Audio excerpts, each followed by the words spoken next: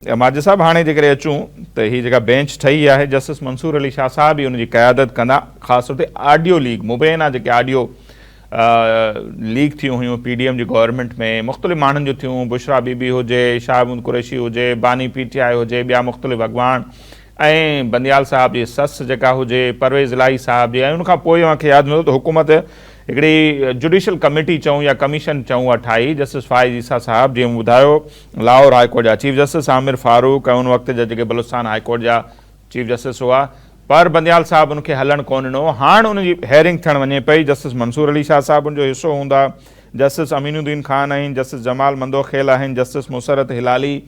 सो कीअं था ॾिसो इहो जेकॾहिं केस खुले थो, उन में जीअं मूं इंट्रो में ॿुधायो त जस्टिस मुनीब साहब जो नालो खणे पई बंदियाल साहब जी ससु, त मैंने उनको पैगाम भिजवा दिया आहे। केतिरो ई इम्पॉर्टेंट केस आहे, जेकॾहिं खुलियो त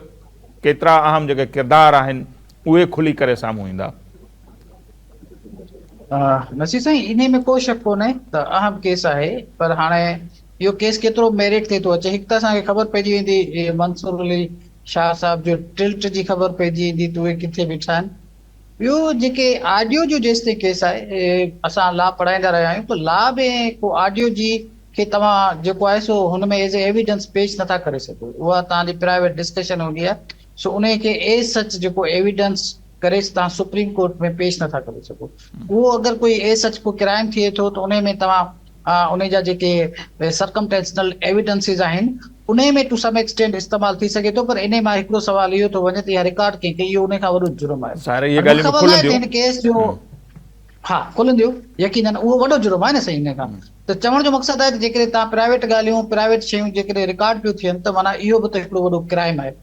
हाणे हिकु त मूंखे लॻे थो त टिल्ट जेको आहे उहो मंसूर अली शाह जी ख़बर पइजी वेंदी त छा छो तूं सो फार अञा ताईं मां हुनखे ॾिठो आहे तूं ॾाढो अपराइट रहे, अञा का हुन में का अहिड़े क़िस्म जी झलक मूंखे नज़र कान थी अचे। पर ज़ाहिर आहे हू जेको बि ॻाल्हाईंदो आहे, ऐं हींअर बि जेको मूं फ़ैसिलो पढ़ियो आहे उहो फ़ैसिलो बि ॾाढो हुन माना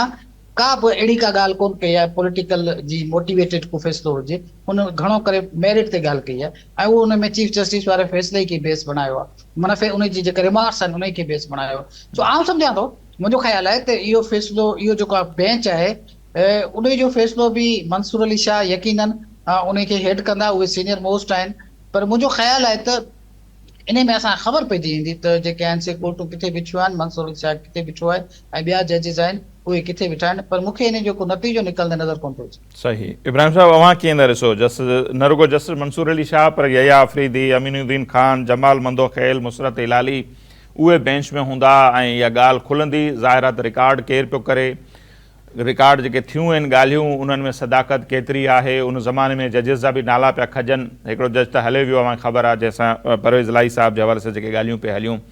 सो हिन केस जी इंपॉर्टेंस कीअं था ॾिसो मां? हिन केस में हिकिड़ो टेक्निकल पासो आहे, हिकिड़ो लीगल पासो आहे,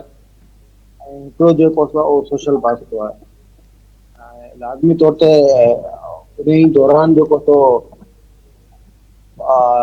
सियासी आहे उहो सियासत सां ई समूरो शयूं जेके जुड़ियल आहिनि। पर मसइलो इहो आहे त ई केस में छाकाणि जो जेके से उहे जज ख़ुदि जेके अथई या उन्हनि जी फैमिली जेके अथई या सीनियर वकील या उन्हनि जूं ससूं ज़ालूं जेके आहिनि उहे ख़ुदि जेके मुलविस आहिनि, उन्हनि जे करे ही केस को ईअं में जेको उहो मंसूर अली शाह सुप्रीम कोर्ट जो जज आहे, उन्हनि जो ई कलीग रहियो आहे, उन जे करे हू आउट ऑफ द वे जेको घटि में घटि एतिरो जेको हुकूमत खे या जेका कमीशन जुड़ी हुई उन जे जेके TOR मुताबिक़ कतई तौर ते फ़ैसिलो कोन ॾींदो। ऐं ॿी वॾी ॻाल्हि इहा आहे त छाकाणि जो इहे समूरा मामला जेके उहो PTI उन जे सरबराह ऐं उन जो जेको प्रोजेक्ट इमरान खान उन सां जुड़े थो, उन जे करे आउं चवां थो कि सियासी नोयत जो मामिलो आहे, उन जे करे मंसूर अली शाह उन पासे घणो न वेंदो। अलबत्त इहो ज़रूरु थी सघे थो त इन में जस्टिस मंसूर अली शाह इहा वज़ाहत तलब करे त भई हीअ जेके रिकॉर्डिंग्स आहिनि, ये रिकॉर्डिंग केरु थो करे, कहिड़े कानून ते थियनि, ऐं इहे सवाल जेके इस्लामाबाद हाई कोर्ट में अॻु में उथी चुका आहिनि, ऐं सुप्रीम कोर्ट उन कार्रवाई खे रोके चुकी आहे। त इहो पासो थी सघे थो। ऐं उहो मतिलबु ही अहिड़ो को केस न आहे जंहिंमें अभी जेको छाकाणि हाणे त SRO जे उहो बि जारी थी चुको आहे, एजेंसियुनि खे इहा इजाज़त मिली वई आहे त इन सवाल जो जवाबु